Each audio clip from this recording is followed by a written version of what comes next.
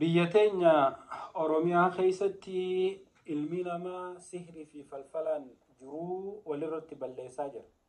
Obboleessa kiyya obboleettii tiyya yoo mana nama hundaa deemtee ilaalte qe'ee nama hundaa keessa nama sihriin itti godhamtee fajaajawe, nama qabeenya qabu sababa sihrii itti godhamuutiin qabeenyi isaa harkaa faffacee, nama beekamaa ganda keessatti haajaa nama baasuun beekamu meeqa namnummaan itti dhiyaatu, namnummaan firaa, namnummaan ollaa, takkaan ayyadaan, takkaan obboleessi, takkaan obboleettiin sihrii gootee fajaajeessite.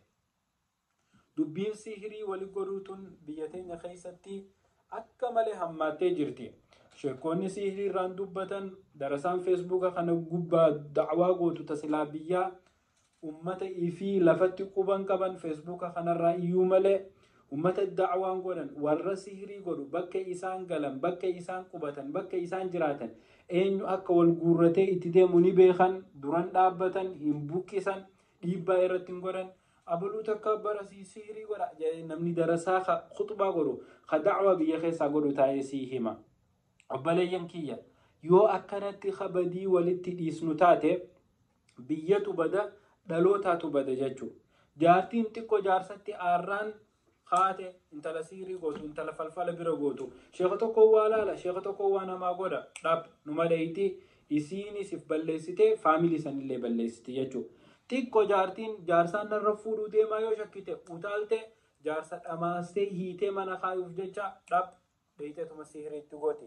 Namni tokko yoo ganda keessaa qabeenya harkatee tujjaarummaan xiqqoo ol mul'ate akkamitti kun osoo nuti tatteenyu nurra miileenara ta'a. Dhab sihriitti godhan miila maranii lafa kaayan. Nama tokko akka malee dalagaa bareedduu harkate takkaan qaraatiin sadarkaa guddaa tokko ga'e namni hinaafeef dhab obboleeyyan walii hinaaf.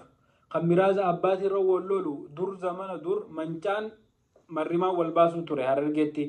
Amma ammoo xiqqoo jennaan yoo namni dachiirra wal lole dhab kutee obboleessi obboleessa sihrii godhe obboleessa fajaajoomsee qe'ee abbaatirraa ooyiruu abbaatirraa miraaza abbaan dhiisee deemeefirraa sababaa sihriitiin firraa baasa jechuudha. Ayyadaan abbaan qabeenya dhiisee deeme ilmaan jaarsa heerumteetitti sasilaa ilmaan san akka haadha lamadaatitti isii eeggatan ijoollee tana dhamaasuuf jecha dheeytee sihrii itti goote. Obboleeyyan kiyya dubbiin sihrii dubbii laaftuu miti. Namni namatti godhuus kanama namatti godhu bira dhaquus shari'aa islaamaa keessatti hammeenya guddaa keessa jira. Kanaaf obboleeyyan kiyya sihrii wali gootanii waliin dhamaasina. Sheekan keenya gabbahaatii hawaasa keenya akka isaan sihriirraa fagaatan nu barsiisa. Nama sihrii godhu ganda keessatti irratti duulaa dhabamsiisa, ganda san keessaa baasa. Akkasi nagayaan naa tura. Assalaamu alaikum warahmatullaahi wabarakaatuh.